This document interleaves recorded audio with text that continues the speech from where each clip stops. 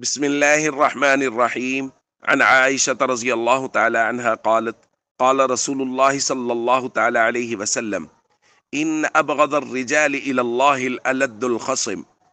رواہ البخاری۔ نبی کریم صلی اللہ علیہ وسلم نے ارشاد فرمایا، اللہ کے نزدیک انتہائی ناپسندیدہ ہے وہ شخص جو سخت جھگڑالو ہو۔ دوستو، اللہ تعالیٰ کو جھگڑا اور جھگڑا کرنے والا شخص بالکل پسند نہیں ہے۔ اللہ کو صلح جوئی پسند ہے، عفو و درگزر پسند ہے۔ اس لیے فرمایا وہ شخص جو سخت جھگڑالو ہے وہ اللہ کے نزدیک انتہائی ناپسندیدہ ہے۔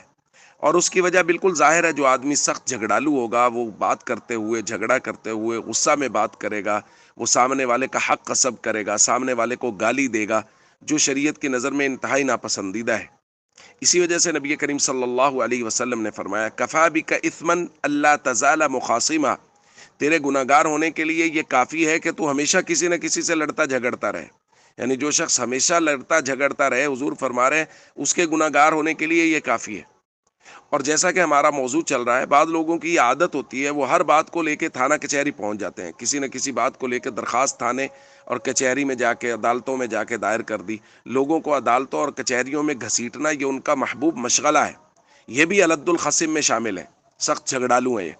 اس لیے ہم سب کو چاہیے عفو و درگزر، حلم و بردباری سے کام لے، لوگوں کو معاف کرنا سیکھے اور یہ جھگڑے والی روش کو ختم کرنا چاہیے۔ السلام علیکم ورحمۃ اللہ وبرکاتہ۔